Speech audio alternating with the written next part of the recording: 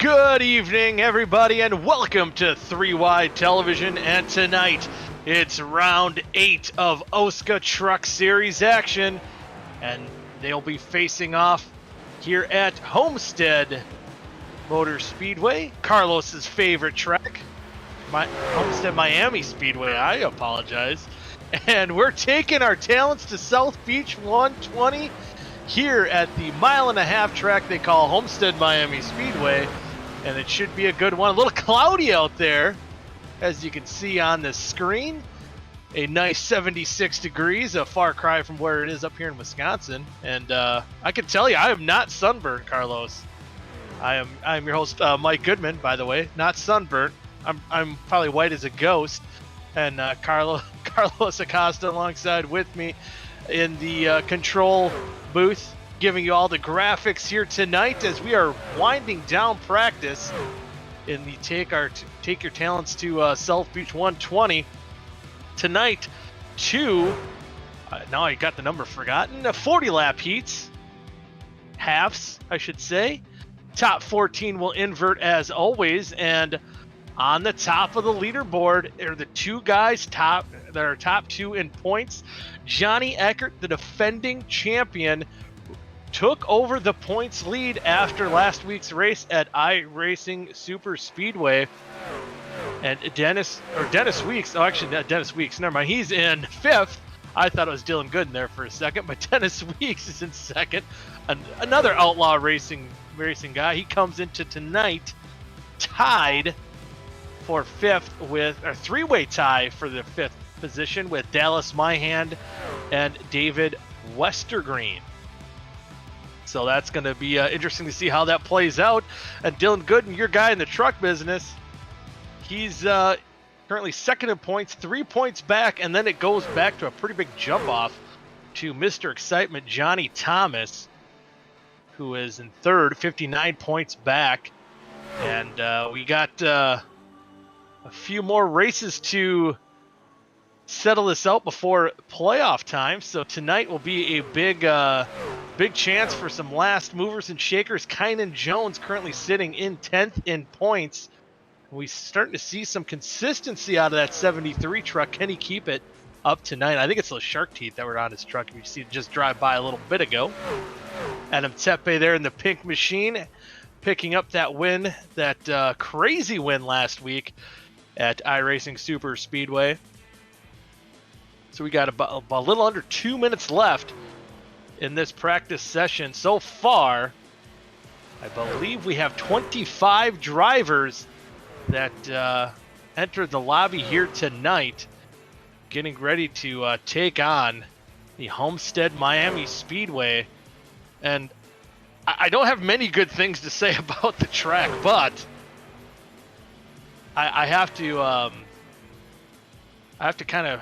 Actually, it's a nice track. I just don't run well on it. Just to be fair, that's my bias in that one. It's actually one of the tracks too. I'd say, California was getting that way with putting on some of the best racing in real life, and Homestead is right up there as well. And there you see the points on the right side of your screen. See Adam Tepe getting that win, moves himself up into the top 10 as well. Fody and Westergreen falling out due to missing last week. And Dylan Gooden losing that points lead, although still being consistent. He is the the shark of just being right there where he needs to be. And can he get it done once playoff time comes around? Should be interesting to find out. So now we are 30 seconds away to get to qualifying here tonight. Dallas Myhand is 3rd, David Westergreen 4th, and Dylan Gooden moved up into the 5th position so far in practice. So some no new names. Zach T. Evans, we've seen him once earlier this season. He's making the show here tonight. And we'll see. Oh, there we go. There's the I keep wanting to say qualifying practice speeds as they run. We're having a little technical difficulties with the regular ticker, but I'm sure Carlos will get it in no time. So coming in tonight, Not too many races to go before the playoffs, and this will be a big one to determine who will be in, who will be out. I should say it's more of a, I think, a chase format this year for the OSCA Truck Series. Glad you're tuned in with us, and Mr. Excitement already burning off pit road. Johnny Thomas getting ready to make his outlap to qualify for tonight's taking their talents to South Beach 120. Is it taking theirs, yours? I'm messing this up, I think, every time. Every single time. Taking our talents are. So, like, the only one I didn't say. But, yeah, OSCA's taking their talent. Yeah, see, there you go. OSCA's taking their talents to South Beach. I get it now. I mean, of course, from the LeBron James, that's been already like 13 years ago that happened. Interesting. What's that?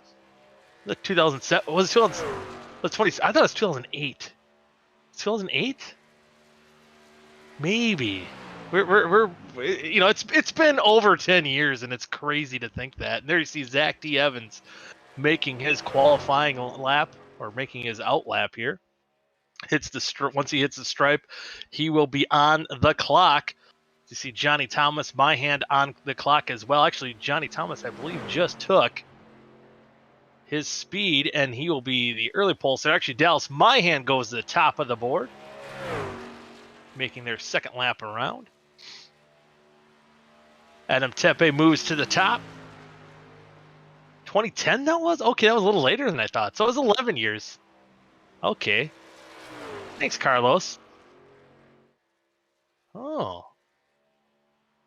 Yeah, that was an interesting summer for I think ESPN was not riveted for the decision of 2010, where LeBron James is going to play.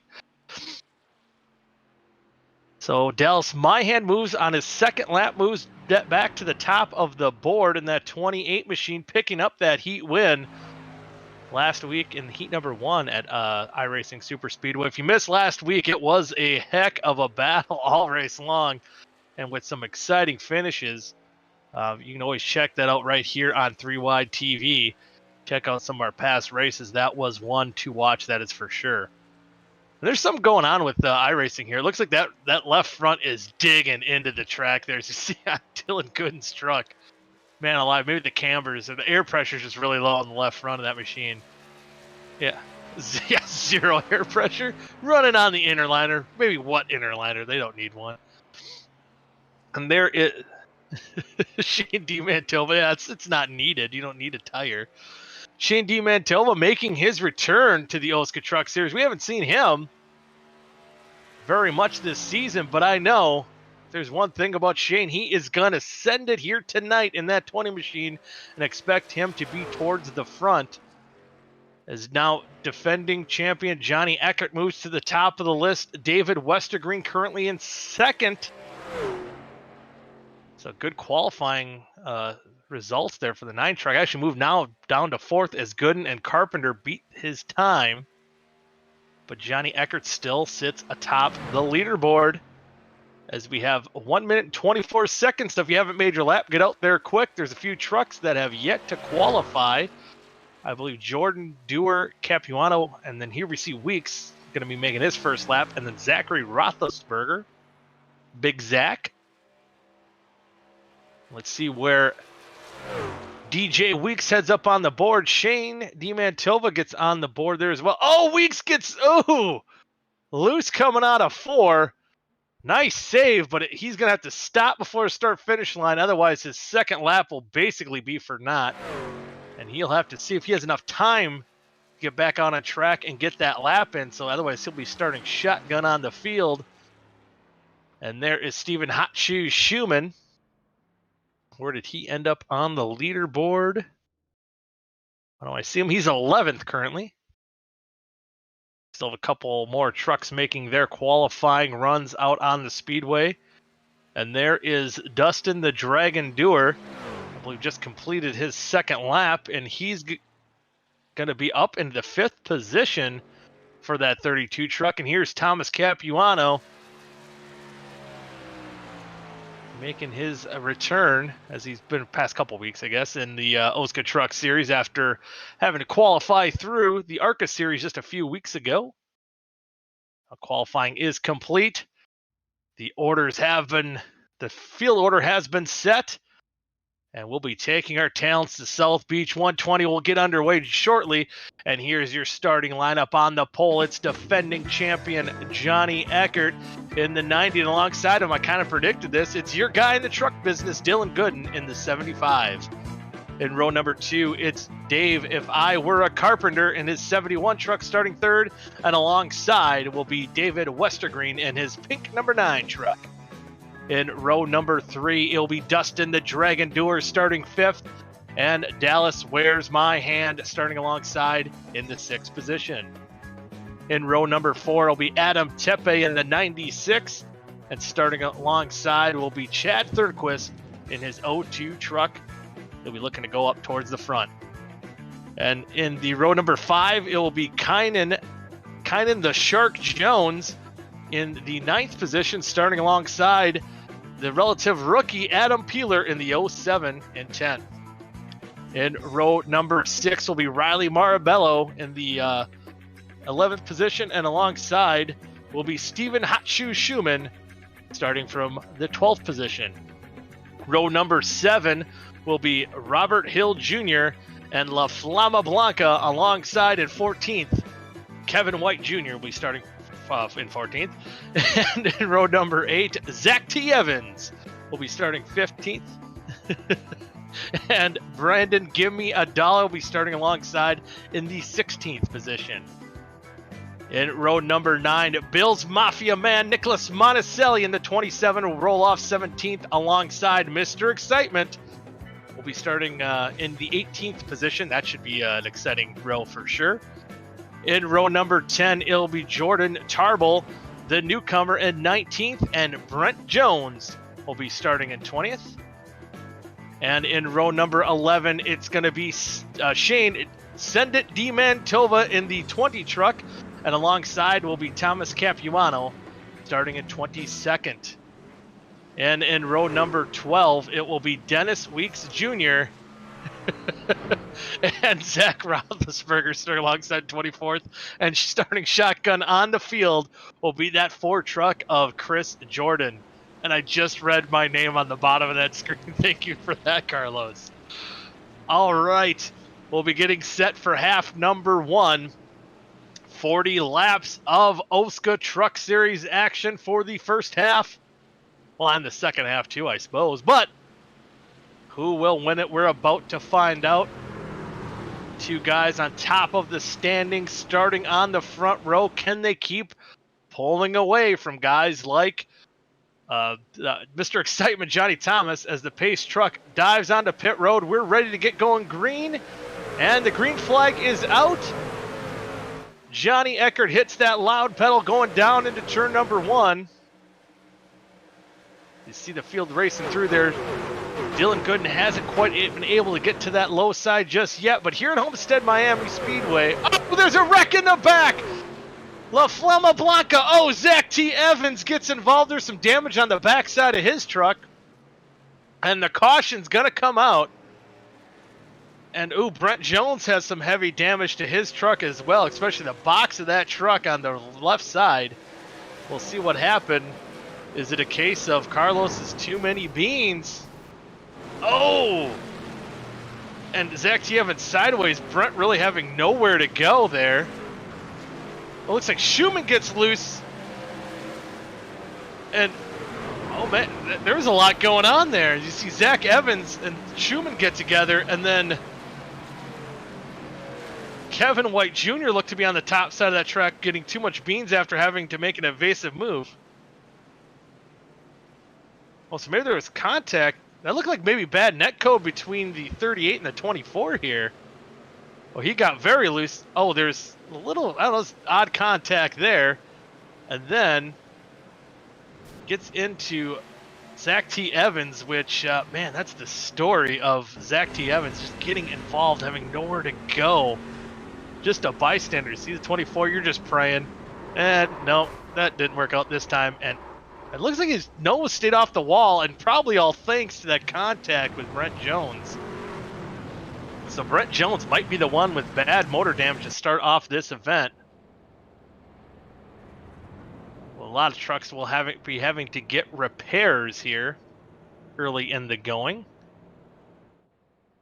And it looks like who got ahead of Dylan Gooden, David Westergreen, will be now starting second on the restart here, as we are on lap 3 of 40. So that didn't even get through turns 1 and 2 before the melee started happening. And there are a lot of trucks that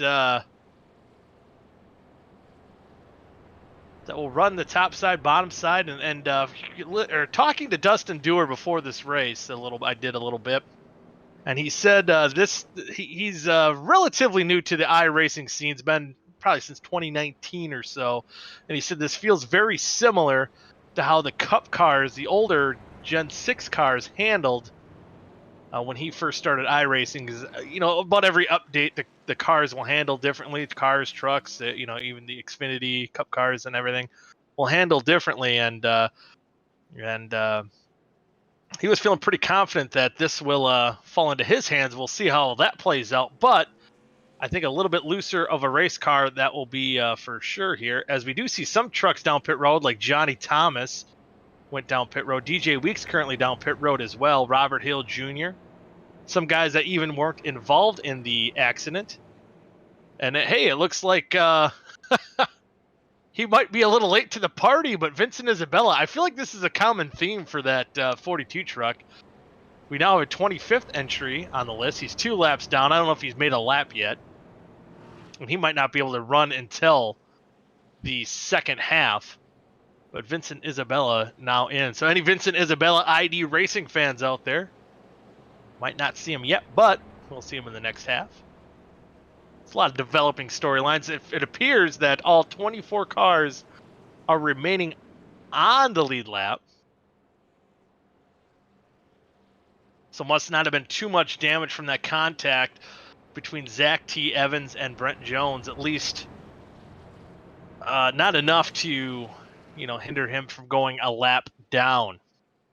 So should be getting the 1 to go green here on lap number 5 of 40. And we'll see if the pace truck lights are off. And indeed they are. Field will double up, as they were kind of prepared for the double up feature here.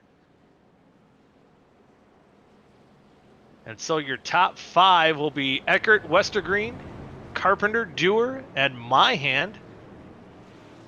And then rounding out top 10 will be Thurnquist, Tepe, Jones, Marbello, and Peeler. So only about 2 corners of green flag action to start this event. And to get more green flag action, they're going to have to take their talents to South Beach here and maybe get used to a little bit of that loose race truck action, and I'm sure they will as the race night goes on here. Wow, it's weird seeing that 71 truck not in the Cheaty scheme, so a new scheme there for the 71 of David if I were a Carpenter.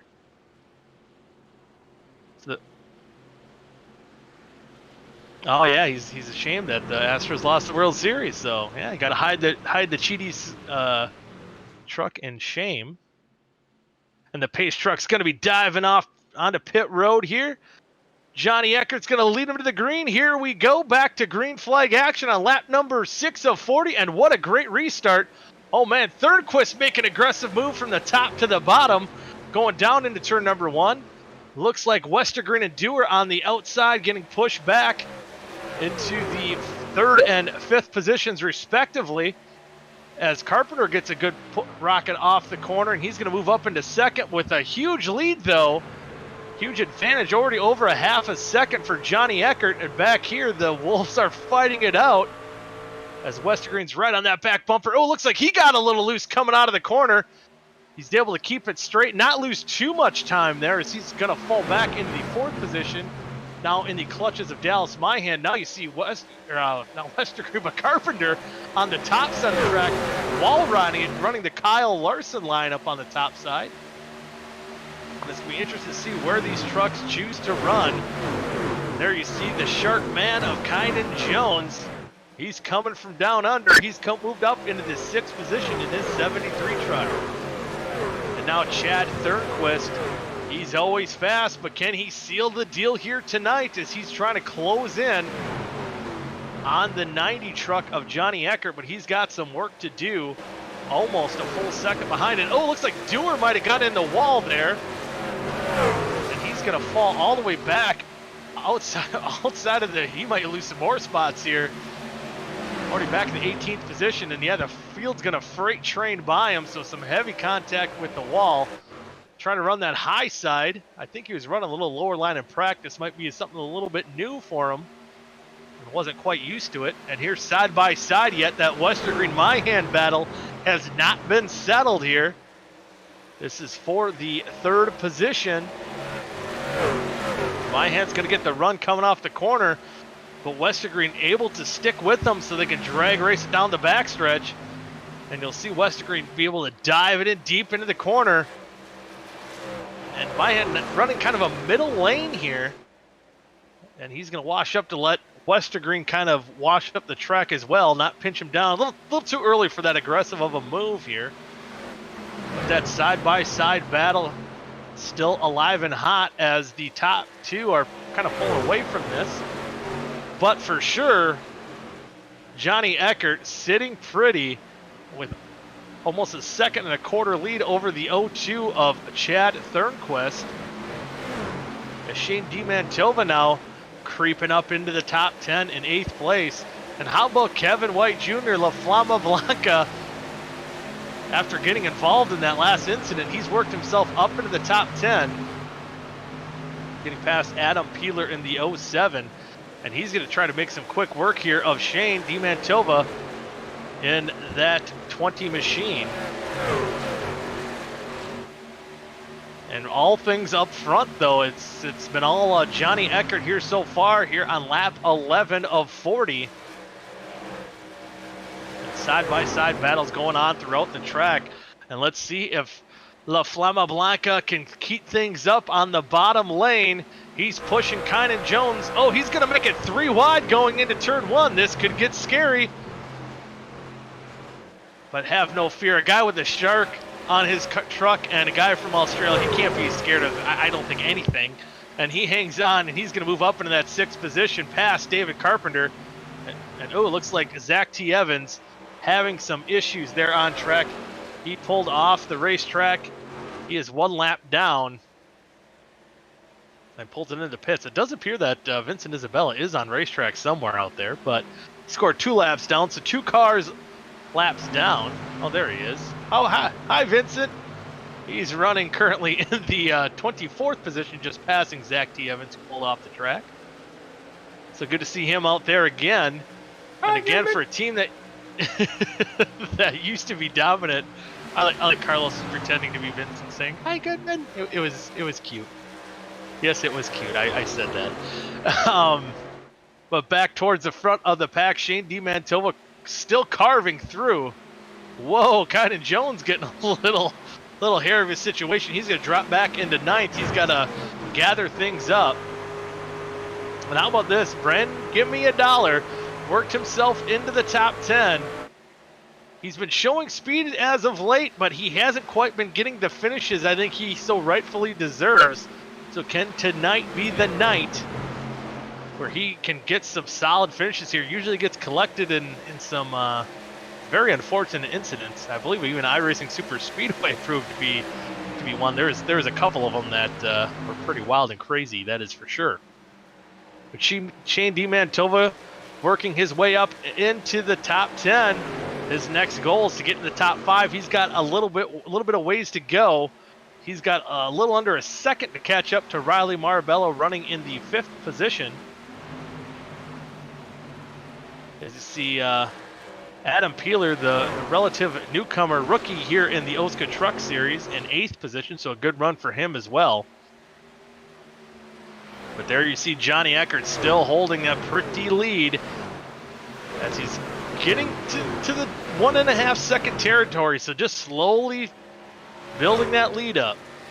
believe it was Darrell Waldrop that always said the best noise you can hear from your crew chief is that you're in the lead and you're pulling away. And that is certainly what Johnny Eckert is slowly and surely doing over the 0-2 of Chad Thurnquist. But we've seen some of these trucks hit pit road under that last caution. So will fuel be a issue? Will pit stops need to be made? As we've seen on some of these tracks, iRacing Super Speedway certainly played a role last week. So maybe saving fuel is a prime goal here tonight. This goal through the field. One guy having a rough go is that of Dylan Gooden back in 18th. Well, Carpenter too, he's back. Oh, Carpenter was up against the wall, but yeah, Carpenter up against the wall. He's fallen from 2nd to now 19th, and Dylan Gooden, who was up front there as well, back in the 18th position, unable to work their way up through the field, as Shane D Mantilla and Kevin White Jr. still battling it out for that 6th position. They just don't know what neon yellow black truck should be ahead of whom. Johnny Thomas, now Mr. Excitement, still trying to work on the 73 of Kynan Jones. This will break one of them into the top 10. And Thomas has that run going into the corner, but Kynan Jones gets the run on top. And 22 laps to go here in half number 1. Kynan Jones still holding on to that top 10 spot, ahead of the 50, or right behind the 55 of Brandon Dollar, who's now moved up into the 9th position. And there you see Chad Thurnquist now slowly but surely running a little bit faster than Johnny Eckert. Hasn't made substantial gains, but with 20 to go, still a lot of time to be chewing away at that lead. Kynan Jones still holding on to Johnny Thomas, trying to keep in the top 10. Is Johnny Thomas going to pull a slide job on Kynan Jones? He is. He's going to clear the 73. Yeah, that wasn't quite a slide job, yeah, but I have to make it sound exciting. Yeah, that was more. Yeah, it was more of a natural racing line. It was. Carlos is right. I was just overemphasizing things. And oh, there we see Chad Thurnquist hit pit road with 20 laps to go, pulling the short pit card, as he was just about gaining time on the 90 truck of Johnny Eckert. So now we start the game of when to pit, when not to pit.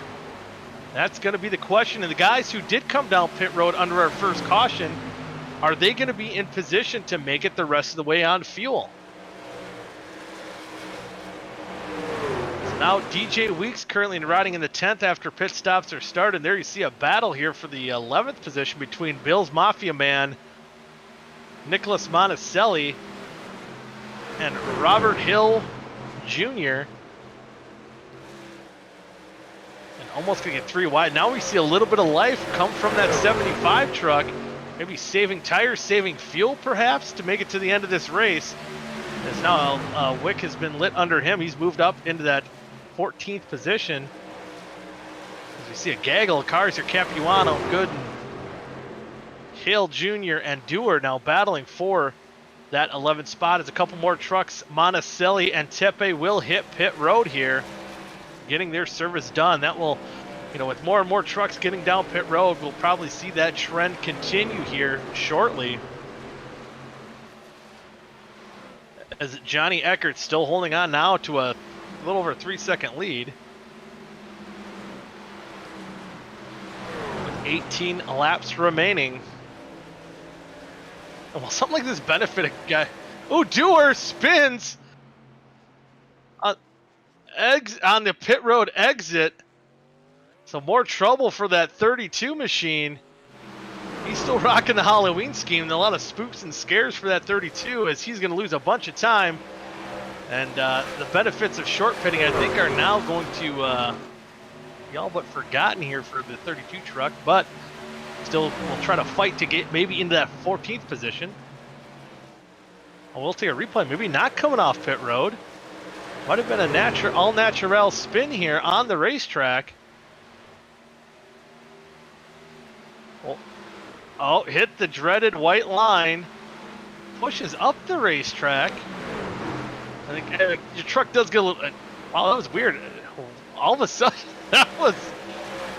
I don't. Yeah, Carlos is wondering if he downshifted. That was the most random left-hand turn there that I've ever seen. We'll have to see what happened.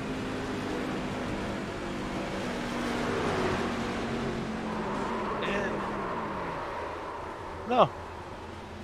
Yeah, here's the transition of the banking. Got him loose there. That's interesting one, but Dewar back on track, currently scored in the 19th position. And gonna have to fight to get in that top 14 to get in one of those transfer positions to get started towards the front. But back up front still Johnny Eckert leading this race. Johnny Thomas, not Dylan Thomas, it's a whole different league there. In 9th position. There we see Brandon Dollar getting on pit road in the 55 machine. So 14 laps to go. And I believe he is one of the cars that have hit pit road already. I think DJ Weeks is the other one running in 5th. And the key here is, do they have enough gas to make it the rest of the way? And how about this David Carpenter now running in the 10th position in that 71 machine.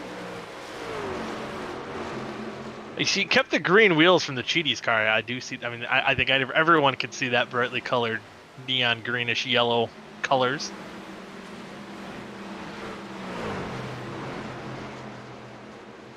I guess, yeah, it is a color of a track. Yeah, it is. Could be. And there you see some of the cars that came down pit road. My hand now has gotten his service done. You see Monticelli there making his way through the field on his fresh tires. But one man who stayed out here, Johnny Eckert, look, his lead has shrunk a little bit, even though my hand, who was running second, went down pit road. There we see Shane D Mantilla. You know, he almost has the send it attitude and almost sent it onto pit road there. And I believe he got slowed down enough to not get a speeding penalty. So issues going on all over the place for some of these guys in the back of the pack. There's the Shark Man, Kynan Jones down pit road. Looks like he got down without any issues. And oh, a spin and a caution is out. Oh, contact between Vincent Isabella and your guy in the truck business, Dylan Gooden. And this changes everything. As now the guys who have pitted, they will get their laps back out on racetrack. And right as Kynan Jones coming down pit road, you gotta wonder if he was able to stay on the racetrack, or stay on the lead lap, I should say. Kynan Jones is being scored a lap down. Here's that contact. It appears that Isabella was a little worried maybe the run that the 96 was getting, trying to give him room, and maybe just misjudging that distance between him and Dylan Gooden. And I think Gooden did a good job to prevent heavy damage to that truck, but definitely damage indeed. As you see here, Gooden holding his line. Vincent coming up. And oh, just a little contact to the rear. And oh, another contact with the wall. There you see a little bit of damage to the right side of his truck. Just enough to bring out the yellow. So now on the caution is waived here. Our top 5 is Johnny Eckert, David Westergreen, Riley Marabello, Dennis Weeks, and Kevin White Jr. As now we see all those boys come down pit road.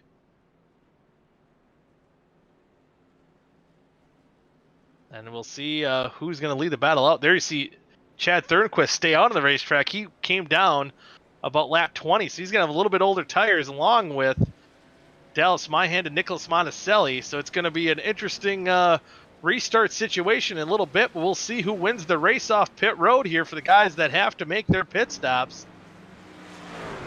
As you see, Johnny Eckert in prime position to beat everyone off pit road. There we see DJ Weeks rolling. David Westergreen, Johnny Eckert's going to win the race. There's Westergreen, Weeks, Thomas, Marbello, Capuano, Carpenter, Gooden, White Jr., and Hill Jr. But they will be back in the 6th position as the top 5 have stayed out after already coming down pit road. With now your top 5 is going to be Thurnquist, Myhand, Monticelli, Tepe, and Brandon Dollar. And kind of hearing it. Oh, Shane D Mantilla locking the brakes up there. Maybe having to get to the back of the pack, but I don't know if he's going to want to burn those tires up. And making the old stop on the racetrack. Luckily, it's not one to go. I think they'd throw another caution lap for a move like that. I think there was some questions and concerns. The OSCA rule is if you're 1 lap down on the racetrack at the time of caution, you do get your lap back, but if you lose it under the caution, you do not. And that's where I think you see a lot of these guys, Thurnquist, Myhand, Monticelli, Tepe, and Dollar, got waved around the pace car. Chose to stay out with their little bit older tires, so they do get the advantage of starting the top 5, but they will have the disadvantage of older tires of the likes of Eckert, Westergreen, Weeks, Thomas, and Marbello, who will round out the top 10. But we do only have about 6 or 8 laps to go now.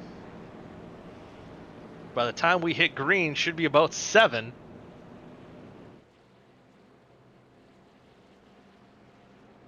So we'll see. It should be this time by. We get the 1 to go signal. We are almost at the conclusion of the Take Our Talents to South Beach 120, half number 1. Again, their top 14 will invert after this, and we'll have 40 more laps of OSCA truck racing action following this heat. Or half. And oh, there goes Shane. He's up front again. As I believe the pace truck lights are still on. Shane's getting his lap back now, so he will now be scored. I don't know what Truck 20 is doing here. Of Shane D Mantilla. There's some questions going on in the in the driver's chat as well. And getting in front of the 28.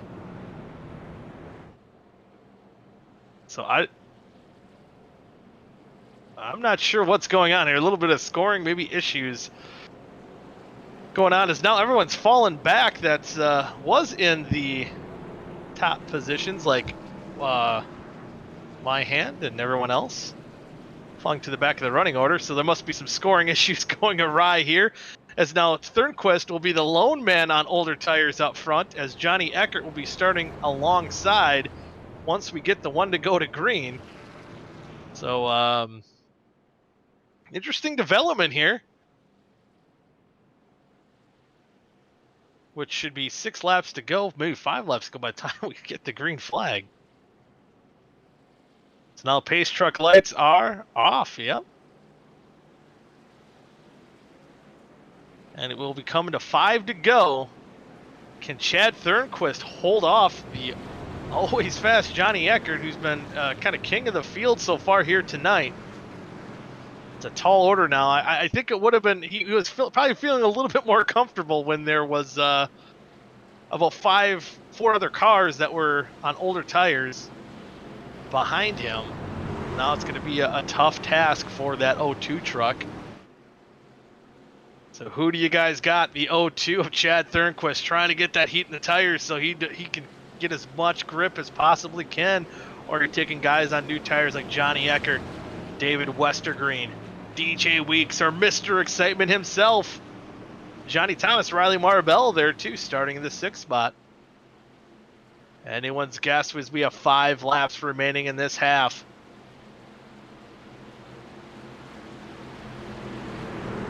So here we go, coming out of turn number 4. The pace truck will dive down pit road once again. And Chad Thurnquist will give the signal on the loud pedal. He's going to get a good jump.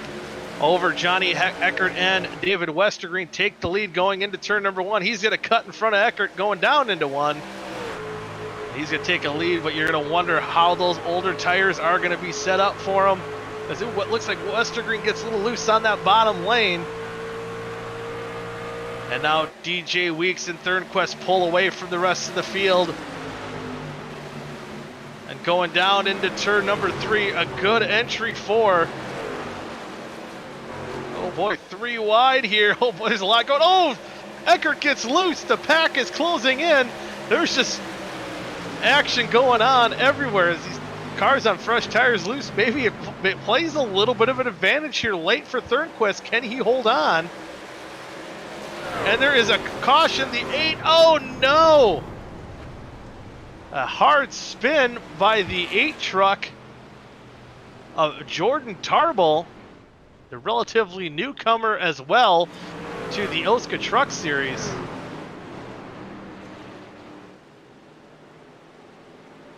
As things were getting very interesting throughout the field, I was just getting nervous here. It's getting dicey. It's probably something I don't know if Thurnquist wanted to see. Maybe he did.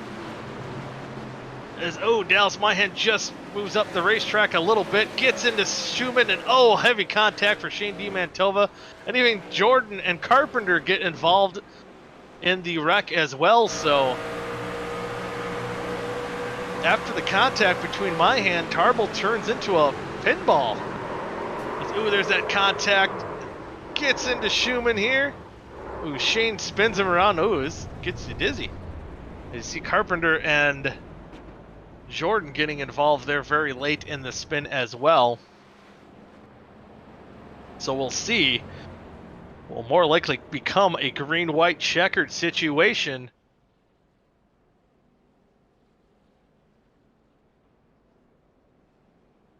As we wind out the race here, as Thurnquist still holds on to that lead over Johnny Eckert in second, Dennis Weeks third, Westergreen fourth, Riley Marabello fifth, Johnny Thomas sixth, Dylan Gooden in seventh, Kevin White Jr. in eighth, Dustin the Dragon Doer ninth, and Robert Hill Jr. in 10th.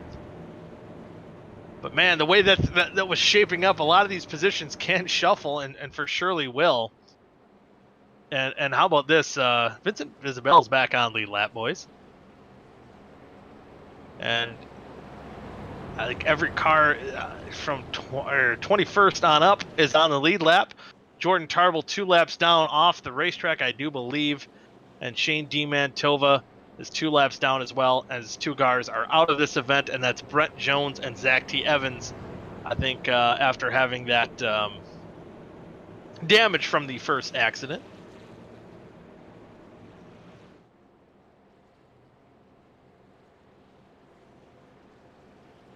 So, Chad Thurnquist going to try to hold off Johnny Eckert one more time. In a green-white checkered situation, he looked like he was going to get passed by Eckert there before Eckert got loose on those new tires, but now everyone's got a few laps on these tires. Those new tires are fast, but as Harry Hogg, I think, right? I want to say Harry Hyde's the real one. Now I'm getting confused. I should know this. From Days of Thunder, loose is fast, but on the edge you're out of control. And Johnny Eckert was certainly that on that last restart. On the back of Chad Thurnquist's truck, it says reckless. And he's going to be all out reckless here tonight, trying to get that half win. And seal the deal of race that Johnny Eckert, our points leader and defending champion, has dominated all day.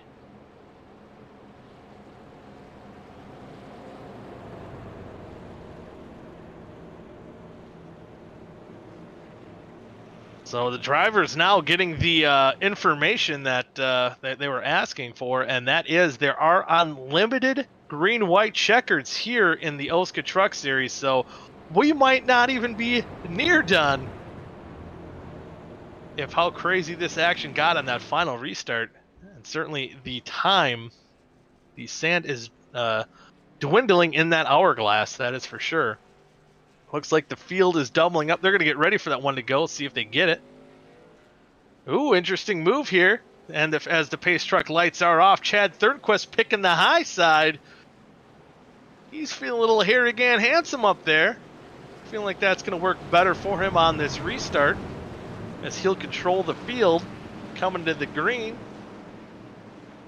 He's going to share that outside row with David Westergreen and Johnny Thomas, along with Kevin White Jr. See him getting on screen, Robert Hill Jr., and Nicholas Monticelli back in the 12th position.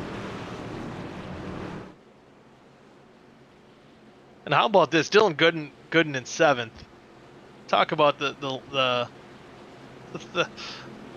guy who just knows when to show up, Dylan Gooden. Call him the closer like Kevin Harvick.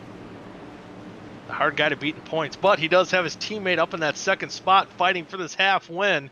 Can he get by Chad Thurnquist and get it done? We're about to find out as the pace truck's rolling through turn 3. By the time he gets out of 4, he'll be diving off pit road. Thurnquist will lead him back on the loud pedal, and here we go. There you see the pace truck diving off. 3 laps to go. Green flag is out. Thurnquist gets not as good of a jump as he did last restart, but still a jump nonetheless. He's going to pull ahead of Johnny Eckert taking that low line, trying to squeeze in front of the 90 truck, blocking any momentum that 90 truck will get. Going down the backstretch, we're looking out the back end of Chad Thurnquist with 2 laps to go. We'll play this side by side as the field's going to be dicing it up. Eckert's going to take a peek on the high side. He might have the tires to do it. Will he get loose? No, he will not. He's going to take the lead right as we get the white flag lap, and there is a spin on the speedway. Monticelli goes around, but the white flag was already out. We're going to race this one back out as Thurnquist. Oh, they're still wrecking. Carpenter, Capuano getting involved there as well, as Thurnquist is hanging on to the bottom side by side. They're battling this out for the win coming into turn number 3. Who's it going to be? Thurnquist on the bottom, Eckert on the top. Eckert should be getting a good run here. They're going to be kissing wheels here.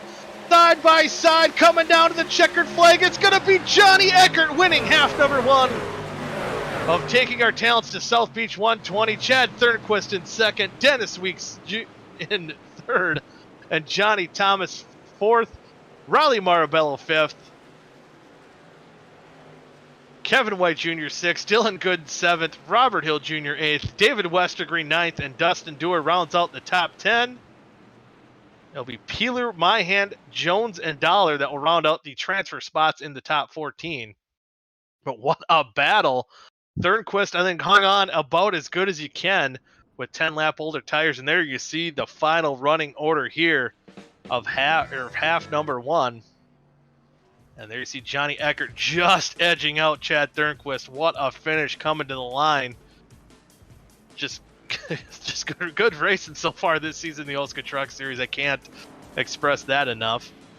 As you see guys beyond the 14th starting position, Jordan Schumann, Tepe Isabella. Monticelli, after being in the top 10, getting or near the top 10 after that last lap wreck. David Carpenter getting involved as well. And Thomas Capuano in 21st, Tarbell in 22nd, D Mantilla 23rd, Brent Jones 25th, Brent Jones 24th, Zach T. Evans 25th, and Big Zach Roethlisberger rounding out the field in 26th position. So now we're in the warm-up time, and now we're under the lights here at Homestead. So the track, I would assume, be a little less loose. Should be more grip on the racetrack now, but not saying these trucks won't get loose. And there's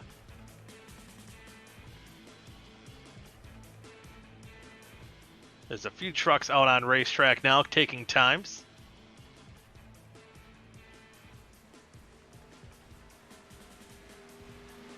See Brent Jones currently, I think, the only one taking a lap here. He's currently scored on top of this little warm up here. We've got about 20 seconds remaining.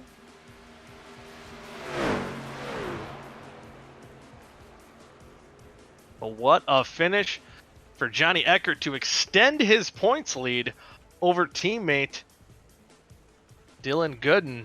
But there is now he's going to be starting back in the 14th position, so he's going to have some work to do if he's going to want to get a good finish in this tale of two halves here that the OSCA Truck Series has. As we've seen,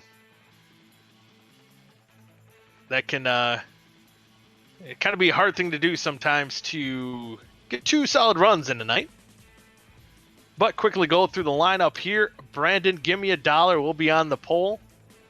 Kynan, the Shark Jones in second. Dallas, where's my hand in third. Adam Peeler in the 07 in fourth. Dustin Dragon Doer in fifth. David Westergreen sixth. Robert Hill Jr. seventh.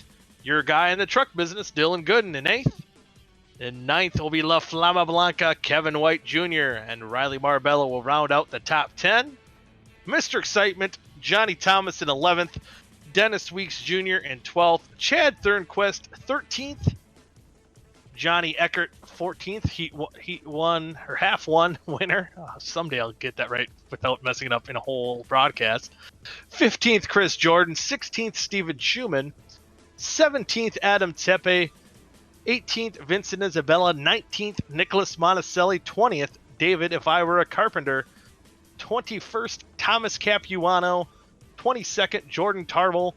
23rd Shane D Mantilla. 24th Brent Jones, and 25th starting shotgun on the field is Zach T. Evans. And wow, what a sharp left turn there for the pace truck. Oh, some people take the warm-up lane, some people don't.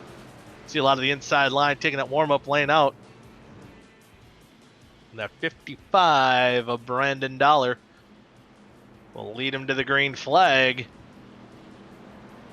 Just about 3/4 of a lap time. Gotta let that pace truck get up ahead of him, as we are ready for 40 more laps we are taking our talents to South Beach 120 to conclude the night here for round number 8 of OSCA Truck Series action. We're glad you're along with us here on 3 Wide TV. And so far, it's been a good one. It's been a crazy one here so far. And I'm sure half number 2 will be nothing short of wild, crazy, and exciting, all rolled up into one as we wind out the night here. And looking forward to next week's action, we'll be at Watkins Glen, as now the pace truck's off. Brandon Dollar not getting a great restart. Got it a little loose there. They'll be side by side with Peeler going down to the 1. Oh, the back of the pack, they all stack up. Everyone's able to keep going, but we could see a replay of half number 1, but it looks like everyone's going to get going. Brandon Dollar is going to get stuck in the sucker hole in the middle as My Hand looks on the low side. Doer goes straight up to the top behind Peeler. Going down into turn 3, they're still 3 wide for the top spot. Looks like Peeler is going to be running a high line and handsome to get that lead. Can he clear those two boys on the bottom? And they will. And now Dollar and My Hand side by side for that second position as Peeler moves ahead. And here's a replay of that restart on the top of your screen. Oh, Peeler's up in the wall. Gets turned by Dollar right in front of Doer. He gets involved. Dylan Gooden gets damaged. A whole bunch of other trucks. I think Westergreen might have got into the wall. And the caution will be out here on lap number 2. As man, oh man. Some heavy damage to some good trucks here to bring out our first caution of half number 2. We'll shake the field up quite a bit as Peeler was in the lead. I think he overdrove the corner just a little bit. There you see Westergreen. Oh, did stay off there. Or that was Thurnquist, another pink truck. When Gooden's got some heavy damage. Man, oh man, I almost got to maybe take an in-car view of Thurnquist there. He had to be crapping razor blades there. Able to stay off, able to keep it off the wall as well, but a lot of damage to some good trucks that were running up front here. As we go down to the corner, looks like he got a little too close to the wall, made a little contact with the wall right in front of Dollar. Dollar makes contact, sends him around. Nowhere for Doer to go, nowhere for Gooden to go. Almost gets into Johnny Eckert. You see, getting that wall, that little contact with the 55 Heavy damage to the front end of Dewar's truck. Or maybe not so bad, but a little damage for sure. Gooden, I think it's a pretty similar to what he had in half number 1. We'll take a look from his point of view. Trying to shoot up the racetrack, just gets hit on that left side. Hits the wall as well. Able to avoid getting back on it, but Dollar gets into him again there. As there's more damage to these racing machines, is now some of the last accidents. Seeing a lot of trucks down pit road getting their damage fixed. But back up front, Dallas Myhand will inherit the lead. David Westergreen in second. Kevin White Jr. in third. And how about this? The 42 of Vincent Isabella fourth. And Chris Jordan will round out the top 5. So, yeah, the field jumbled up even more after that incident. See a lot of trucks coming down pit road either to get damage fixed. I believe everyone from Brett Jones in 13th on back came down pit road to get some sort of repairs or tires or fuel or whatnot. As once they hit the line, they'll be on lap number 5 of 40.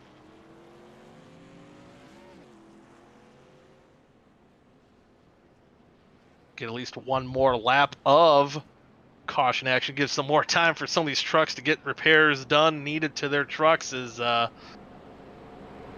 don't think anyone was more worse off in that accident than the 07 of Peeler. Well, sometimes maybe got a little bit too not used to running that high side as he's kind of forced up there early in a little 3 wide action right against the wall. It's a fast way around the racetrack, but I can tell you it's very easy to overdrive. And I think that's what happened to bring out that first yellow here in half number 2.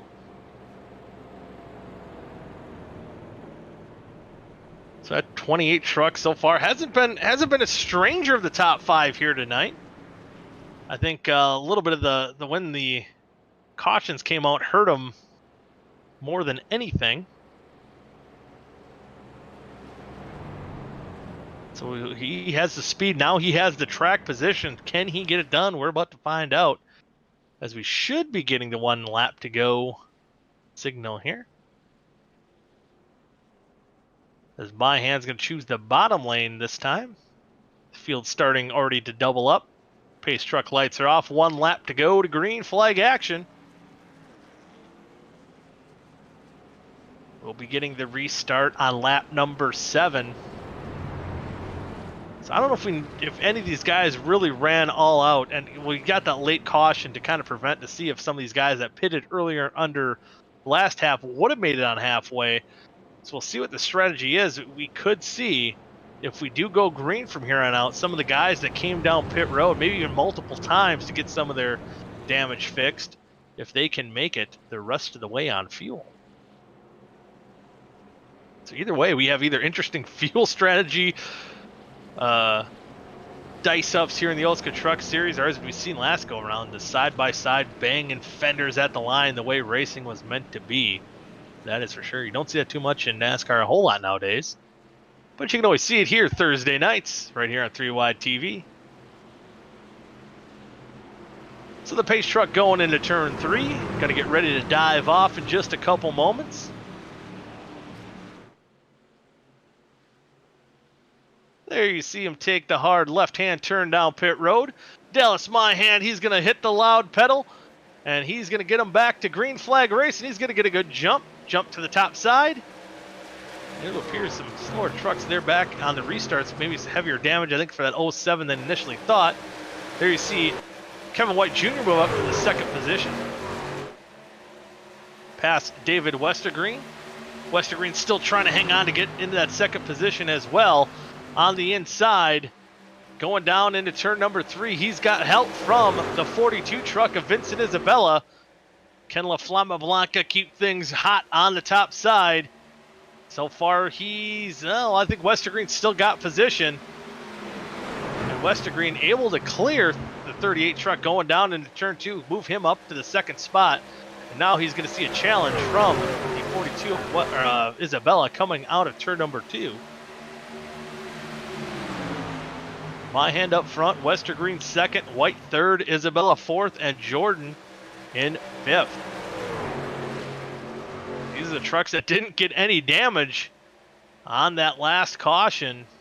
And oh, we see, I think, a truck in the wall. I think that was the 8 truck of Tarbell getting loose. No, that was the 27 of Monticelli, another blue truck. Let's see what happened here. Might have got a little loose. Well, he's got some damage to the right side of the truck. Trying to regather things, and he's back in the 18th position. So these trucks still a little loose under the lights here at Homestead-Miami Speedway. And there you see top there, we see the replay. Oh! Try to correct it, overcorrect it, got in the wall right in front of defending champion Johnny Eckert. Everyone able to stay off that 27 truck, and he's able to keep going. Yeah, he made some pretty good contact with the wall.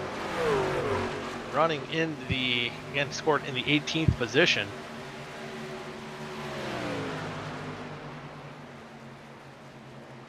There we see it back up front. It's still My Hand in the lead.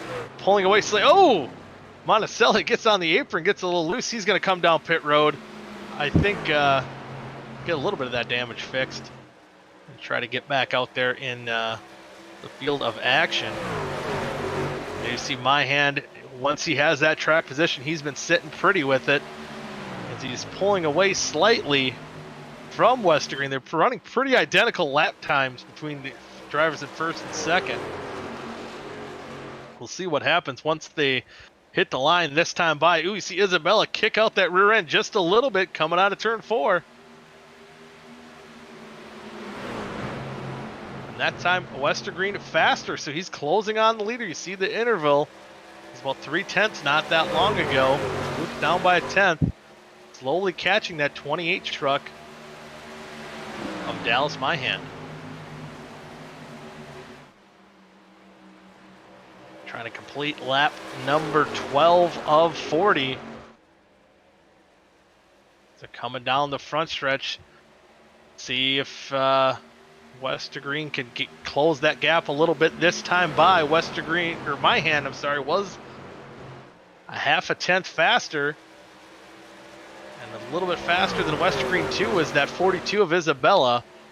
So things kind of sting pretty close between our top 5. Things kind of thinned out after a couple trucks getting loose for single file racing here so far. One guy trying to get into the top 5 is Chad Thurnquist, currently in 6th. He's catching the 4 truck of Chris Jordan. See him in the backside of your screen, those 2 trucks. And once again, Westergreen able to run a fast lap. Looks like he's using a lot of that racetrack. Hopefully he's not wearing out that right front a little bit too much. Trying to stay in touch with our leader, Dallas My Hand. It's that cat and mouse game that the leaders have to play. Trying to save tires, try to be fast, put yourself in position to win. Ooh, it looks like Chris Jordan falling back to 6, almost got in the wall, but is able to keep that momentum up. Trying to make a crossover move on Chad Thurnquist. That's back in the 5th position. We look a little bit further back. Oh, there we go. See Chris Jordan. It looks like his truck's pretty clean on that right side. All's good. We see Capuano and Johnny Thomas battle for the 8th position. Looking out the front end of that machine of the 83 truck of Mr. Excitement Johnny Thomas. Belly up Sports Ford. Just behind him, Zach T. Evans in the top 10. Capuano liking that high side. Johnny Thomas making some time up on the bottom of the racetrack. It is the shortest way around. He's making some decent work there in that 83 machine. There you see Capuano trying to take that line away. Ooh, we see Capuano drift up quite a bit coming out of 4. That's going to allow Johnny Thomas to close that gap ever so slightly. See if we can see him make a move here. Not quite yet. And here, I think Capuano's liking that high side going into 1 and 2. And I think he prefers the bottom if he doesn't have a truck on the inside. And it looks like Thomas is there. Going to be going down into 3. Capuano's going to be going on the high side this time. We'll see if Thomas can clear him. And not quite. He was close. He could have pulled the old slide job, but chose not to. See if he can finish the job here going down into turn number 1. God, he's got Manscaped as a sponsor. Good stuff right there. And Thomas able to clear Capuano for that 8th position, but Capuano now looking to dive on the inside, try to take that spot back. Ken Thomas of Johnny flavor. I'm realizing Thomas Capuano and Johnny Thomas. It's confusing me. It's like a tongue twister in reverse. But it appears Johnny Thomas is able to stay in front of Capuano for the 8th position. Now Capuano is seeing some heat from Zach T. Evans for that 9th spot.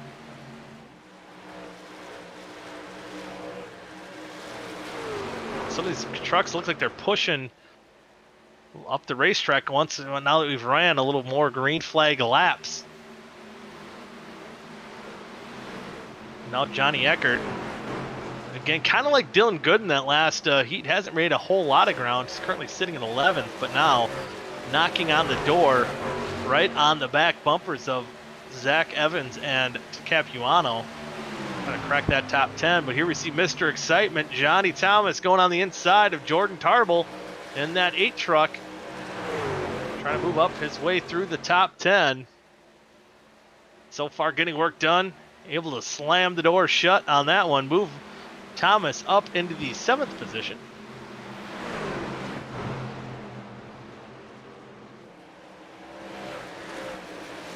Dallas Myhan back up front, still has a half a second lead. There you see Adam Tepe, Robert Hill Jr. This is a battle for the 13th spot.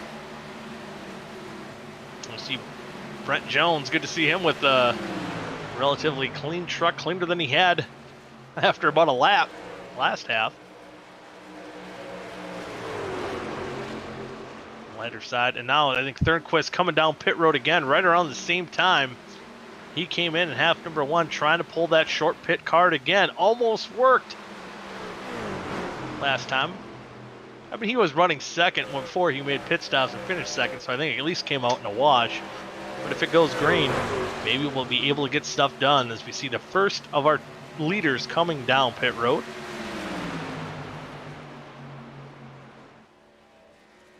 They're back up front, Dallas Myhan. Ooh, there we see actually Johnny Eckert move up to him, moving up into the 8th position over Thomas Capuano.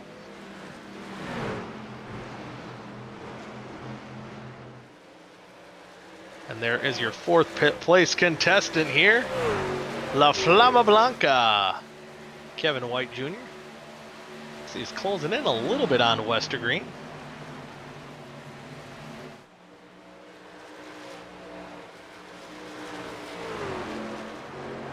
Oh, we have a replay as we've seen Brendan Dollar down pit road, and we'll see why he was on pit road. Coming out of the corner here. Another one just looks like this. Oh, man. It just made a kind of a sharp left-hand turn in the inside wall. Able to stay on the apron. Not bring out a yellow, but it appears his night has come to an end earlier in that 55 machine. You see Johnny Thomas on these old tires. He is on fire. His Thurnquist is still on pit road, 2 laps down, so maybe not short pitting. Interesting. Oh, he just Oh, so he took a tow, I'm hearing. Carlos is telling me, so maybe a little bit of issues for the 02 truck. That will, a guy who came so close to half number 1. Let's see what happened. Oh, gets in the wall. Oh man, he's stuck up there.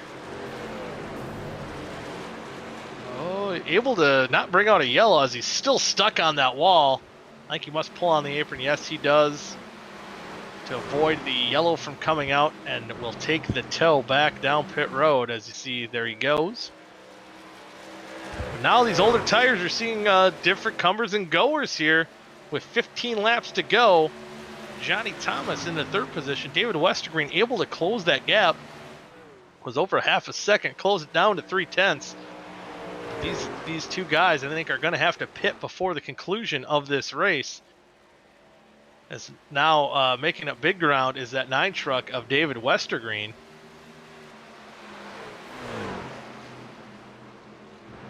See if he can close that gap, but then they has to get on and off pit road. And as we see some trucks here, Vincent Isabella, Capuano down pit road as well. And I believe more trucks will soon follow. There's Chris Jordan back in now, falling into the 6th position. After restarting 5th with a couple trucks coming down pit road. Ooh, Jordan's getting a little loose there.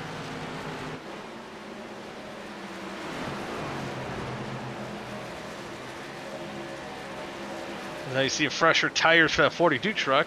Or no, 42 is coming back down pit road. So might have had a speeding issue. So that's one of the things that can nab you with these green flag pit stop. There you see Adam Peeler in that 8 truck down pit road as well on the bottom of your screen. Actually, he was the quarter leader, so everyone has gone down pit road. Man, these pit stops are coming fast and furious here. And my hand looks like he'll retake the lead. Or maybe that was a scoring error. I'm not sure what happened there. That was a scoring error. That was different. Yeah, because my hand did not pit yet. Okay, I was thinking, man, I must be getting old. These guys pit at lightning speed. Must be why I don't win races. But my hand's still ahead of Westergreen. Johnny Thomas still trying to close that gap on these older tires, and he is the front runner of guys who have been down pit road, along with the 90 of Johnny Eckert in 4th. So we'll see what the strategy is for these trucks currently, as we are coming close to 10 laps to go here in half number 2. And there's Howell Hot Shoe Schumann running in the 9th spot. Brett Jones rounding out the top 10 in that number 89 truck. Good run for him. And him coming down pit road under that caution might have enough fuel. Is he saving it? We'll find out. A few more laps.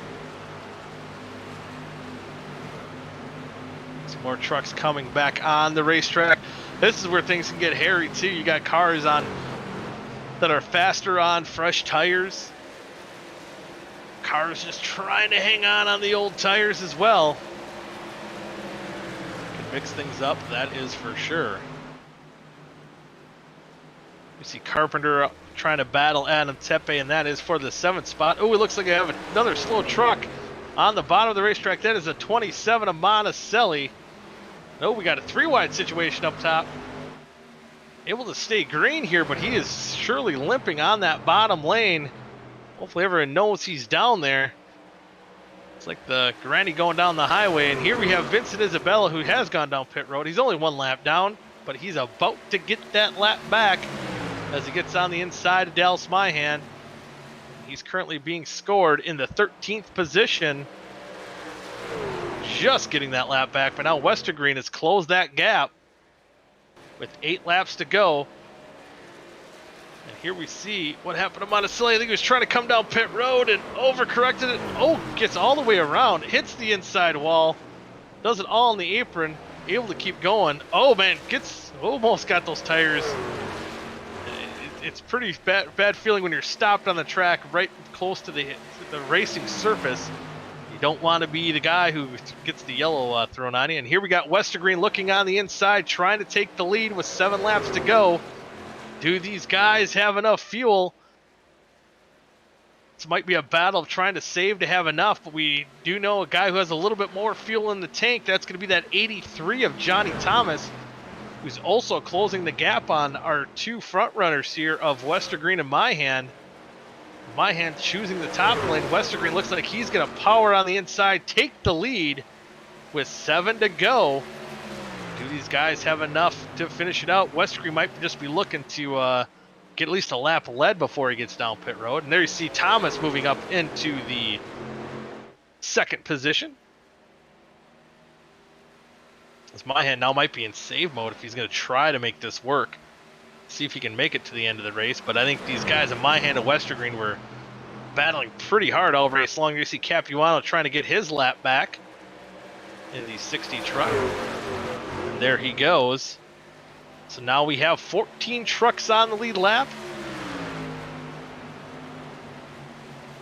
I think that gap is closing between the 83 and 9, but we have some trucks that are on fresh tires. There's Zach Evans. Oh, there's Dallas Mahan coming down pit road, who's led the majority of this half here. Did Westergreen do anything to save enough fuel to make it to the end? Does Johnny Thomas, who did come down pit road under a caution, does he have enough? A handful of laps will determine that case. As there you see Zach Evans going on the outside. Now we have 15 trucks on the lead lap. And that lead is kind of plateaued between the 83 and the 90 truck. Or the 9 truck, not the 90. And the 90 is coming as well in third position. About a second and a half back, 4 to go. Westergreen, is he rolling the dice? Going to try to see if he can make it to the end. Getting a little nervous for him here. Not many laps to go. And he's got that 83 truck breathing down his neck. Does he have enough fuel to burn the wick? And here we have another truck trying to get his way. Oh, gets a little loose. I think that's the 60 of, that's the 4 of Jordan. Chris Jordan trying to get his lap back. See him rocking on the outside of Westergreen here. 3 laps to go. See that interval closing ever so slightly. Just kind of probably about plateaued there on the lap 37. Man, if Westergreen can make this. Oh, and the caution is out. As Westergreen comes down pit road, having to stay out on the racetrack. Wow. So this, as we say, changes everything once again. As Westergreen was going to hit pit road, Kevin White Jr. coming off of pit road just hits the grass and hits the inside wall. And interesting that brought out the yellow. Oh, and just gets on the racing surface to get the yellow out. Heavy damage to the 38 truck. Oh boy. Gets a little too much beans on the grass. Never a good thing. Spinning like a top. So it looked like a race that Johnny Thomas in the 83 had all but won there. Looks like he was going to be able to finish this race under caution. You see Westergreen getting a good jump coming down pit road over everybody else. Oh, out of fuel is the 9 truck of Westergreen. Can he coast to his pit stop? Oh boy, this is going to be close for Westergreen. That's going to end up hurting him. So he was trying to get all the advantage he could. Man, oh man. It's an interesting development. As if he can get in his pit box, it's... There you see guys already coming off pit road. I think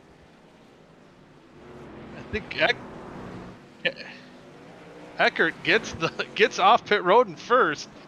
I believe Vincent Isabella, Capuano, and Jordan, who got their laps back, are gonna stay out under this green-white checker. So this is gonna be interesting. So kick back, relax, and let's watch this one play out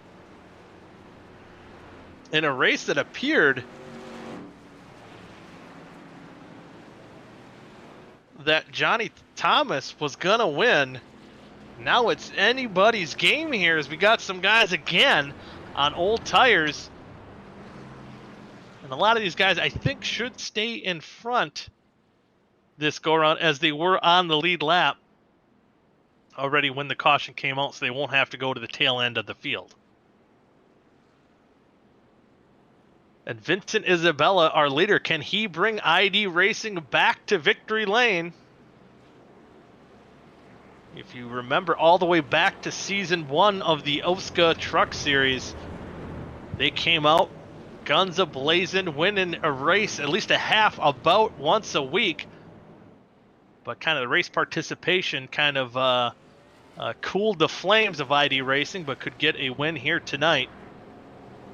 And certainly show why they are still a top-flight racing organization. And Thomas Capuano running in the second position in that 60 machine. I believe another ID Racing truck in the 4 of Chris Jordan. I think Tarbell is the 8 truck. Was one who did get his lap back as far as a wave around, so he's going to have to go to the back of the pack. So our top 3 are going to be on older tires. And Johnny Eckert, half number 1 winner, points leader, defending champion. Check, check, check, check. And he has the freshest tires in the field here. Can he go for the win?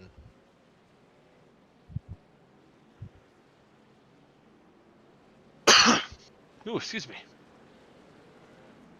And 1 lap to go to green, green, white, checkered. Will be coming.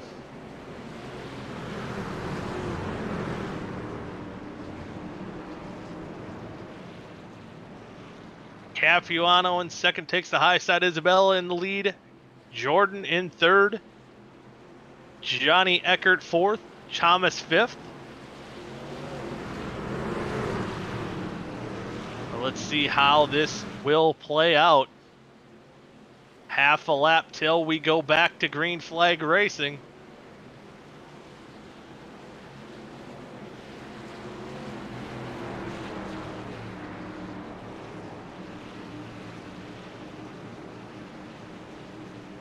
We're about to settle this one out, and there you see the guy who had the win almost in hand.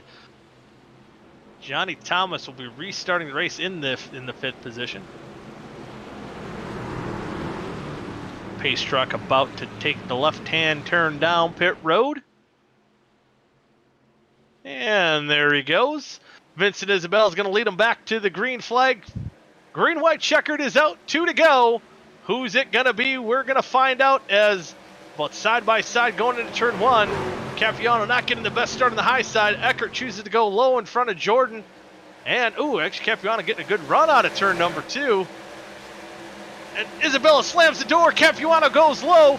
They're going to drag race down the backstretch to the white flag. Capuano on the inside. He's going to clear the 42 of Vincent Isabella coming out of 4, but here comes Johnny Eckert on the outside of the 42. He has the freshest tires in the field out of these front 3. 1 lap to go. It's a 3-car gaggle going down into 1. Eckert trying to bully his way in the middle lane. Nothing doing. Capuano all the way up in the wall.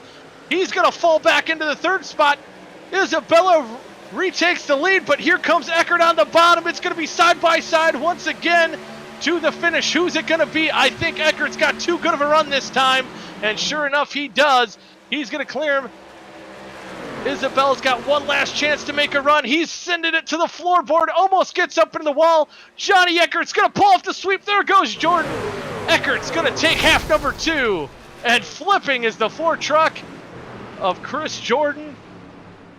Isabella hangs on for 2nd. Johnny Thomas in 3rd, and still flipping Chris Jordan. And he's going to end the race in 16th position.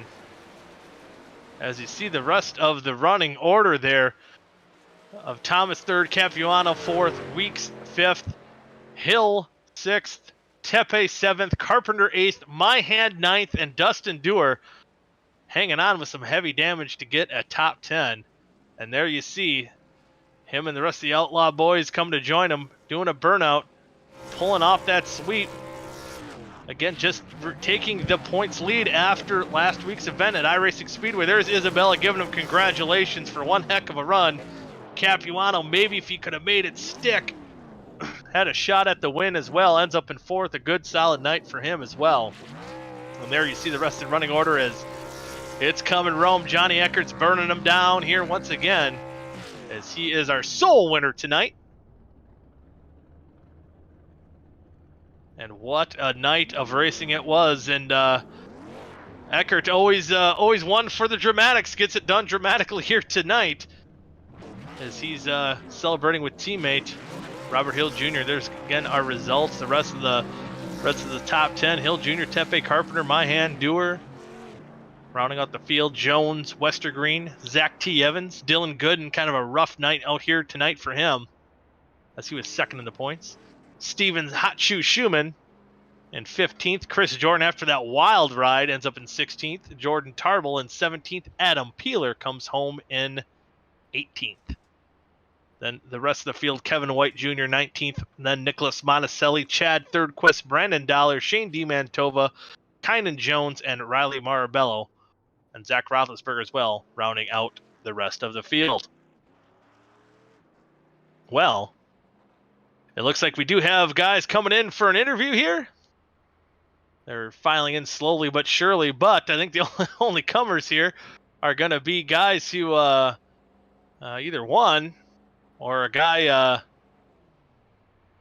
who finished. We'll bring in the guy who finished second in half number 1, and that will be the 02 truck of Chad Thurnquist. And Chad, oh so close. I mean, in half number 1, you were kind of the sitting duck on older tires, but dang near made it work. What do you think could have been different if maybe you had a few more trucks or something between you and the 90? That last caution ruined it for me. If that wouldn't have happened, would have been smooth sailing.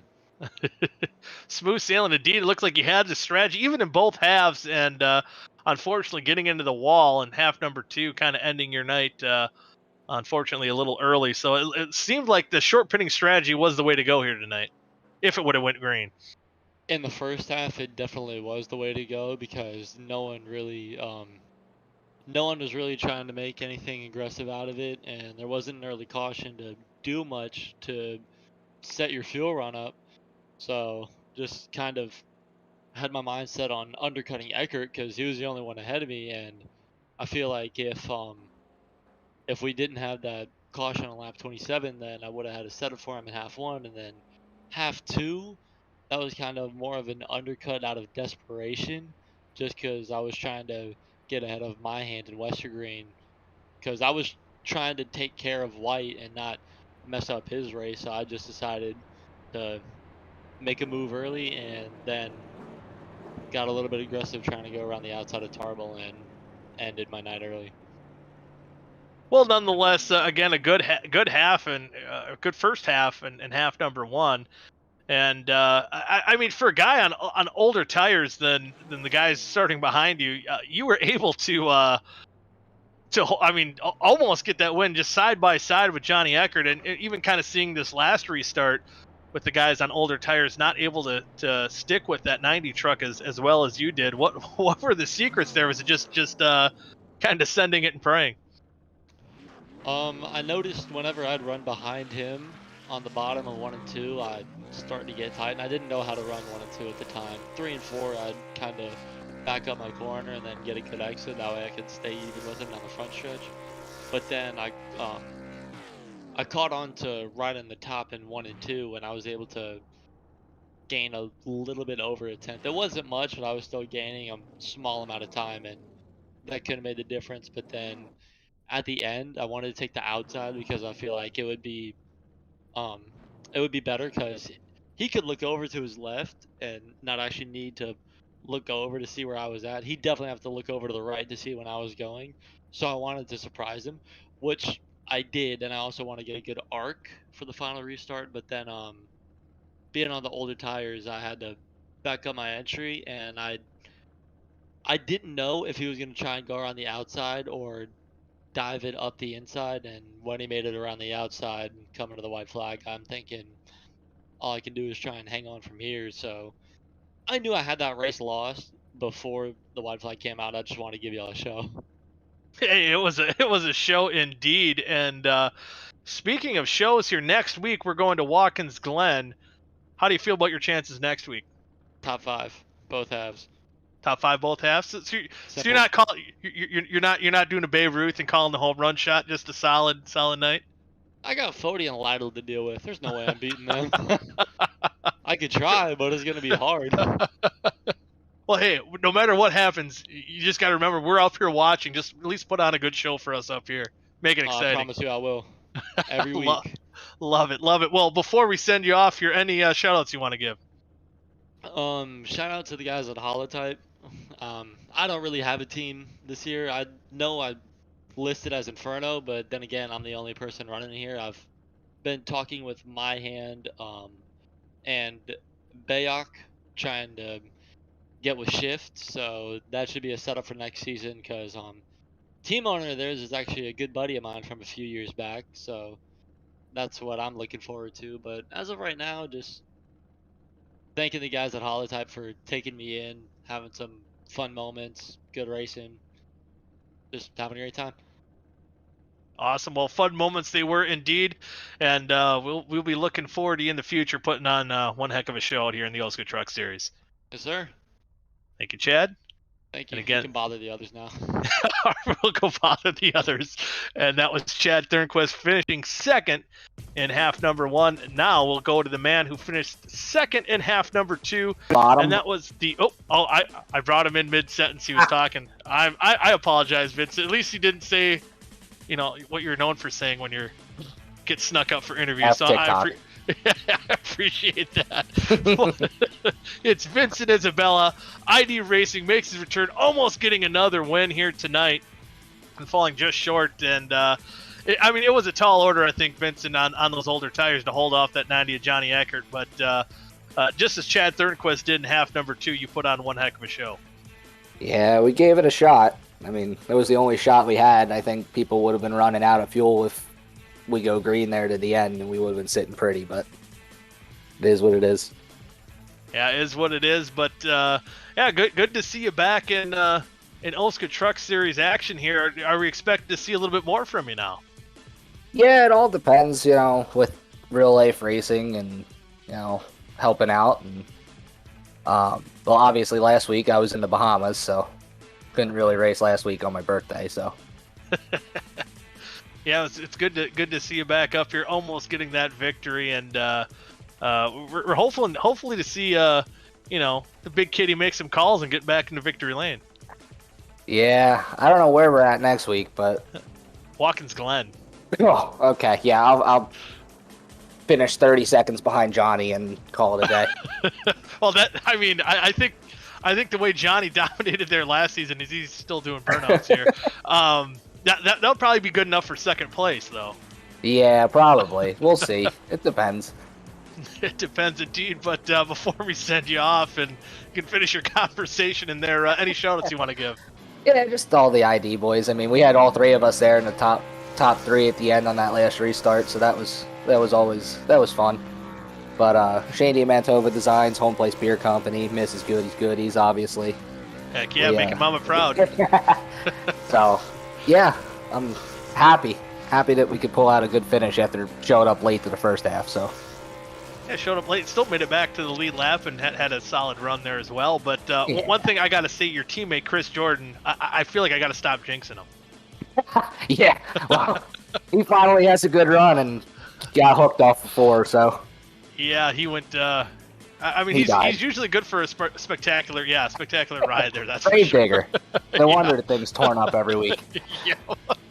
Yeah, he's looking like Gravedigger going for a jump and landed on his barrel rolls. Yeah, it was pretty exciting. But thank you for joining us here, Vincent, and hopefully we'll hear more from you and the ID Racing boys in the near future. Yep. Thanks, guys. Have a good night. Yep, you too. And now, the man of the hour. Ooh, there we go.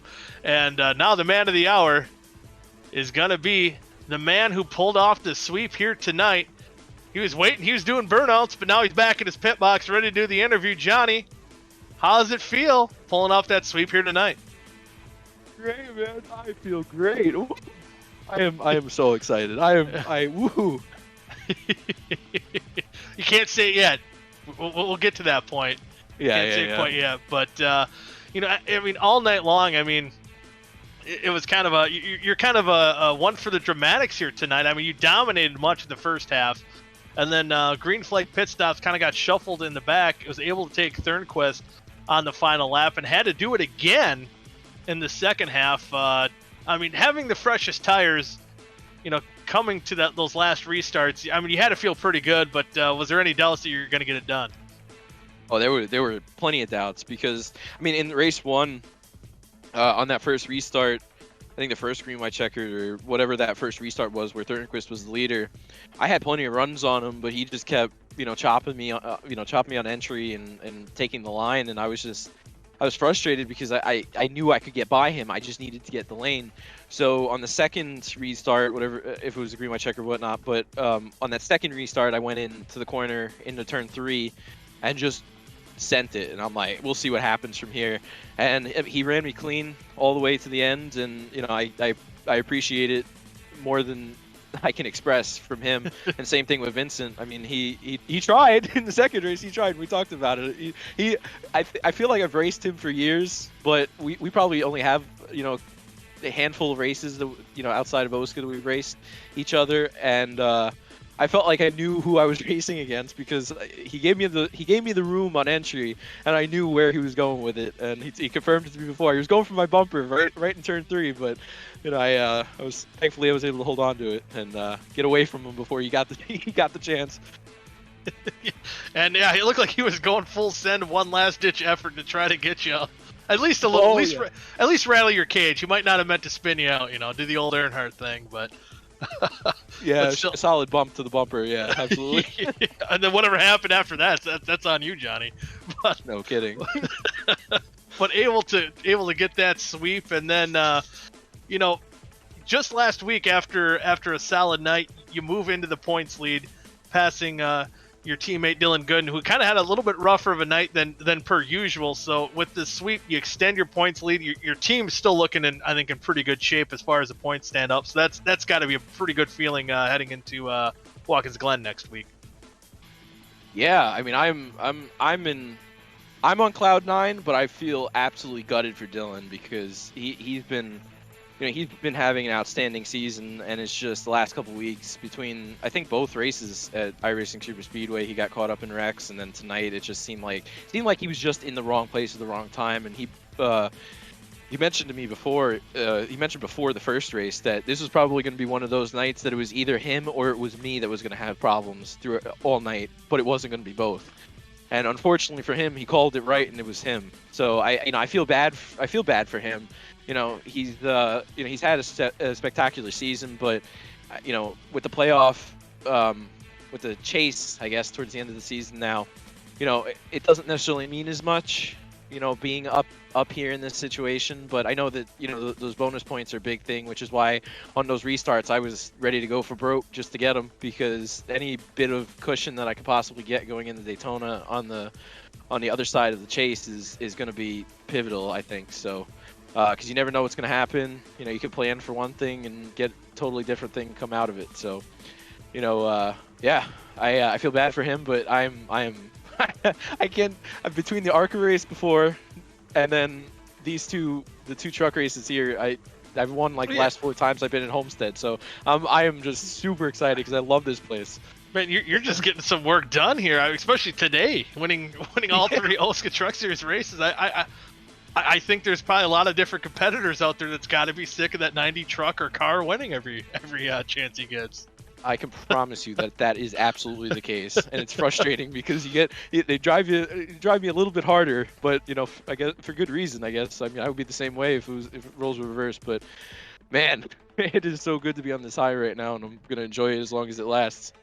Yeah, well, speaking of highs, they were very close, and talking about the bad luck too of your teammate Dylan Gooden. There was a lot of close calls for you. I think I believe seeing a couple wrecks that you narrowly avoided, and things could have played out a whole lot differently for you tonight, very closely as well. Yeah, turn 1. I don't know how I made it through. I don't know how I didn't get run over. That turn 1 accident. I mean, I slammed on the brakes and almost wrecked myself. It was just such a. I saw it happening, but I couldn't react fast enough, type thing. And I slowed up, but it almost wrecked me in the process. And then Nick Monticelli had a moment too, coming off 4, and he had it saved, and I'm like, all right, we're good to go, and then it overcorrected on him, and he slammed the outside wall. And Robert had mentioned to me, he's like, man, you look like you really almost lost that truck by yourself, unrelated. It's just, slamming on the brakes in those moments. I my life flashed before my eyes in those moments, because I knew I had the pace and I could get through the field. And in race 2, it was a different story than race 1, because I started it in the back. So I knew that I knew what I needed to do, and I was prepared, and we were good to go to the end. The caution didn't come out. So I was in great shape to make it. I was really worried about my other teammate, DJ Weeks, because he's better at saving tires, and he was starting to claw me back a bit. But yeah, we were those couple moments almost ended me. Like I said, life flashed before my eyes big time. Life flashing before your eyes, and now we're already flash forwarding again. Last season, Watkins Glen, I think it was last time you pulled the sweep, if I remember correctly. And next week we're heading back to Watkins Glen. Are you feeling a second week in a row you could pull off a sweep? I mean, I would love to, but there's anything could happen. You never know. But in my mind going into the race, I think there's gonna be a little bit less pressure. Last season, D West had commented throughout that because it was win and you're in, that regardless of what happened going into Watkins Glen, that was going to be my race to lock myself into the playoffs. And I wasn't so confident about it. And I got 1 or 2 wins before that. Before going into Watkins Glen, that took a little bit of pressure off. But now that I have really decent points buffer, with the wins going into the chase, I think the pressure is going to be way off. So I'm gonna hopefully be able to perform at peak performance and run what I think I should be able to run at Watkins Glen. I love the track. I know it's the other layout, but I have good experience there too. So I'll be prepared, and hopefully we have another good showing. So. I don't know. Hopefully, that's all I can say, because I don't want to jinx myself either. But I'm sure the rest of the field wouldn't mind it. But yeah, I'm thinking we're almost getting to that point with how you and even Dylan are checking out from the rest of the field in those standings. But again, not meaning as much. But I'm still sure there's a little pride thing with those competitors wanting to catch up to you. That's for certain. Oh yeah, and I mean last season it was interesting coming to the end, because I think Riley Marabello and I had a full season's points battle going into the final race, even though it didn't mean anything, but it was there, and I knew of it, and I'm pretty sure he knew of it as well. So it was a close battle until the end, and it's a fun little side game, I guess, but. Yeah, it shows what you're capable of doing throughout the season, not just when it comes time to put it down. So, regardless of what goes on, moving forward, I've had a spectacular season. I'm super excited. There's a lot of racing left to go, and you never know what's going to happen. But, days like tonight are what make the season for me, and I'm always going to look back and look at this day, and I'm going to be just absolutely astonished at what exactly went on, because to have those last lap passes 2 races in a row and be able to hold on to it is it's unbelievable. It really is, even with fresher tires and whatever else, to make it that close even with the pace. Yeah, this is one of those really exciting nights. So I'm trying not to worry about too much moving forward now, but we'll see. But still, again, you're the one for the dramatics, that's for sure. But that's what we love about you, Johnny. But with that, before we let you go and celebrate your win and see your winning catchphrase here, any shout outs you want to give? Yeah, well, first off, I wish it wasn't so dramatic, but it's all right. I take it any way they come. But I really first off, thank you guys for all you do in the broadcast, and to the admins and everything they do, Vic and Dallas who run the show every week. I can't thank them for everything, and I gotta thank my teammates big time. I know Dylan had a rough night, but he's always the one. He's always boosting me up, and I'm trying to help him however I can. And it's a real team effort. And even though we're competing, for points, it's we're working together still. So I want to thank him, thank Robert Hill Jr., who was an absolute pleasure to be around. He had a rough start to the race too, but pleasure to race with him too. And DJ Weeks, who really, I feel like he's the one who taught me how to straighten myself out here at Homestead. And we had a talk a couple months ago about another race here, and and he just, he gave me some tips, and it seemed to really pay off because I feel like I've been unbeatable since. So, yeah, I can't thank them enough. This team has been fantastic. The season has been fantastic, and we'll see what's to come. But it's coming Rome. Woo! You're building yourself up for it. I love it. Well, again, congratulations on the sweep here tonight. Yeah, next week, I didn't realize that when I looked at the schedule. Yeah, next week, Watkins Glen got to tackle the boot, generally a sports car IMSA style layout of the track. So that's going to be something for something new, even different for you to tackle, and a lot of the other guys as well. Should be an exciting show. But thanks, Johnny, for coming on here and being a fun interview as always. I try my best. Thank you. Thank you for everything. Appreciate it. Yeah, no problem. Again, that's Johnny Eckert, winner here tonight in both halves, getting work done. But with that, that will conclude round number 8 of the OSCA Truck Series action here from Homestead-Miami Speedway. Again, next week, right here on 3 Wide Television, will be Watkins Glen featuring the boot. Be sure to check that out next week right here on 3 Wide TV here on YouTube. But for that, for Carlos, I'm Mike, and thank you all for tuning in to tonight's episode of OSCA Truck Series Action. Until next time, good night now.